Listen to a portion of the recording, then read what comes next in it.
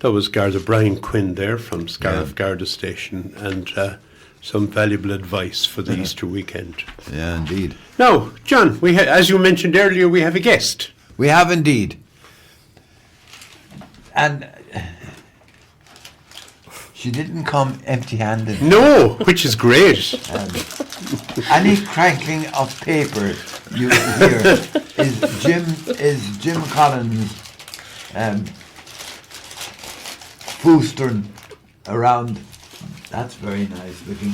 Well, I brought you savoury and sweet. There's obviously, so I didn't know what. I know. Maybe you're off chocolate for Christmas. I was going to say for Easter, so you won't get to eat it tomorrow. Yeah, we are so. certainly not for tomorrow. So, listen, Clare Henchy, you're Yes, very welcome, chairperson you. of Scariff Community Council, and you have an activity on there this morning. I saw tents and things going up when I was passing.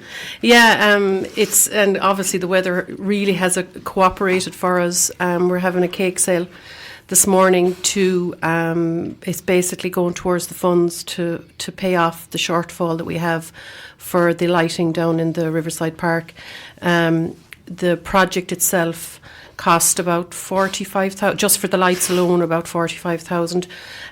We did get sports cap funding for 30,000, but from the time that we applied for funding to the time that the product was purchased, there was a significant increase in the price of. Yes, as there was with everything. With everything, it was just something. And as you well know, with these projects, with this funding, you can't go back. You can't go back and say, by the way, this is now going to cost us €5,000. You can't do that.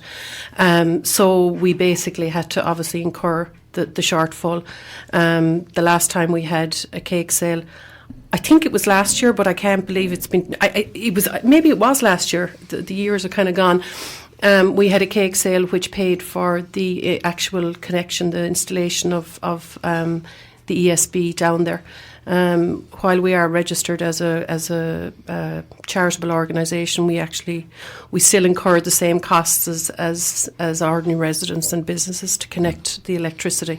So that was a huge expense, and you can't apply for that funding in a grant application. Yes. Because it's technically not building anything, if you will. But thankfully, like I said, we got funding from the sports cap. We got funding from the county council. We got funding from other areas, 1,000 here, 2,000 there, which paid for the bulk of it. But like I said, we have been left with a shortfall, and we really can't take on any other projects until this one has been paid for, and that's basically it. So, yes. and just to remind people that park is owned by the community. It's not owned by the county council. So, any upgrades, any maintenance, it's incurred by the community council, and hence obviously we have to go fundraising or go looking for grants and stuff like that. So, but it's a major boon to the place, because we have used it at home now to come in there in the dusk. Yeah. And it's absolutely fabulous to walk around. It's a kilometre exactly around. Exactly, yeah, because so you can measure yourself. Exactly, how far and it is exactly a kilometre, because we got additional funding back in the day. If you had a 1K loop, you got a certain amount of funding. So I remember originally, I think we might have been 20 metres shy, and we had to find that. We had to find that 20 metres. So if there's a couple of wobbles in the path, you'll know why. It was to extend, the length of it, to make sure that it was exactly a kilometre. And I mean, obviously coming into this time of the year, especially now with the clocks going forward. Yes, spring forward. Yes, spring forward, fall back. The running costs won't be as much as they are in the winter, because obviously we'll have longer evenings, because in the winter the lights come on from 4:30 to 10:30 at night. But obviously, like I said, the further we go into the summer, the less, we won't need running costs, obviously, with the electricity. It'll still be bright.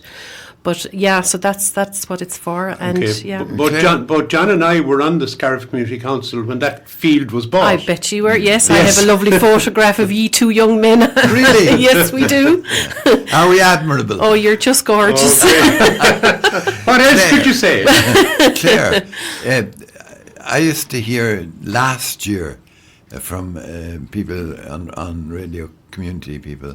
I hear them complaining about the insurance costs for, Is that a factor? It's we were very lucky. I think it was 2 years ago, the county council took over the insurance costs for the actual playground, which was huge. Really? But we have to get it, you know, obviously we have to get it inspected every year, and we have to give the report to the county council.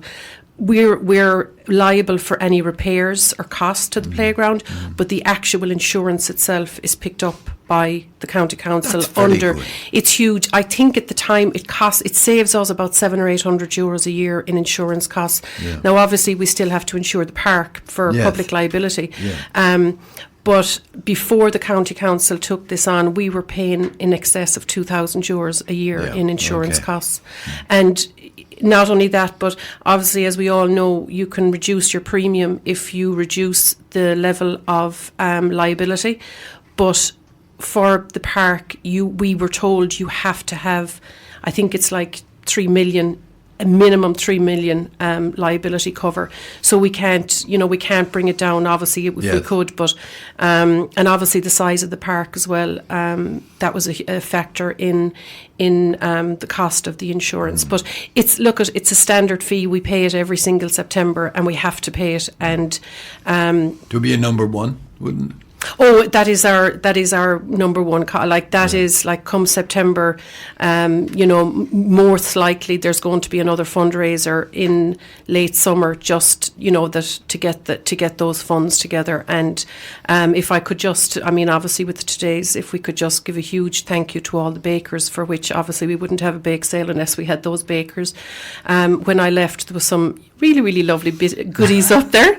Really? And of course, like they said, the weather, there was some lovely Easter themed cakes and just little buns with little eggs and chickens, and it was really, really good. And again, obviously we need people to buy them and to buy raffle tickets, and obviously thank those people for supporting, and also for the local businesses who've all been so very generous and offering us and giving us hampers and vouchers. They're all local vouchers. That's and great, so great. there's quite a lot. And the raffle tickets, they're €2 each, or 3 for a £5 or so. And I believe when I came down, there was a couple of kids outside Centra selling raffle tickets. So, so again, actually, I was warned to say this, there is actually cardless payments. The Scariff Harbour Festival have kindly let us borrow their tapping machine. So if anyone uses it, and if they see Scariff Harbour Festival coming up, it's us basically. So it's all community of effort, one helping each other out. Yeah. And again, I'd like to thank the Scariff Harbour Festival for letting us use their payment option or payment machine. Lovely. That's great, Jim. Great altogether. Listen, thank you very much No for coming problem. in. Enjoy and your little explaining to us. treats. We'll certainly enjoy our little treat. Sorry, no, I didn't bring you tea or coffee, but sure, you'll manage. We have a good few guests coming in afterwards, so Good. we'd better Hide them, hide hide them. And sure, if we get a chance before the end of the programme, we'll give you a shout Thanks on a the phone, million, yeah. just to see how it is going. Yeah, that would be and, great. Thanks again, and thanks for your help and plugging this for us. And again, I wish everyone and yourselves a very happy Easter, and hope you enjoy it. And the same to you, And all Claire. your eggs. and we're very grateful for the work that you and your colleagues on the Community Council do. Thank you, and You know. likewise, Jim and John. Thank you very much. Okay. All right. Claire, Talk Okay. to you later. Take care. Enjoy it. Bye bye. Thank you. Bye-bye.